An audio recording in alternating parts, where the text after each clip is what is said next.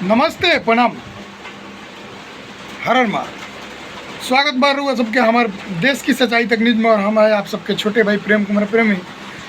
आपको बता दें कि भोजपुरी या हिंदी से रिलेटेड हर एक खबर आप सबके बीच पहुंचाते हैं, लेकिन फिर भी अभी बारिश आ रहा है और बारिश में ही आप सबके बीच इस वीडियो को हम बना रहे हैं। आपको बता दें कि बारिश का भी आवाज़ आ सकता है इसमें। पुदीना इंटरटेनमेंट से एक और गाना, बहुत ज़बरदस्त गाना रिलीज हो चुका है। उसका टीजर रिलीज हुआ है, मारल गईली बेटी। आप सबको बता दें कि रवि पंडित जी उस वीडियो में काम किए हैं, और वहीं अरविंद तिवारी जी का गाना है मारल गईली बेटी। भोजपुरी एक खाटी माटी का एक गाना है, बहुत ही ज़बरदस्त गाना, जिसे आप ज़रूर सुनिएगा।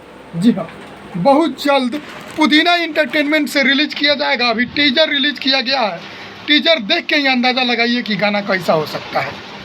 खाटी देहाती का एक लुक, मतलब बात उठाया गया है, और हर एक घर की कहानी है, और बेटियों की जुर्म नहीं सहने पर ऐसा ही अरविंद तिवारी जी गाना बनाए। उस वीडियो में पुदीना स्टार रवि पंडित जी भोजपुरी वीडियो डायरेक्टर काम किया है। जी हाँ, तो आप लोग ज़रूर सुनिएगा और प्यार आशीर्वाद ज़रूर दीजिएगा।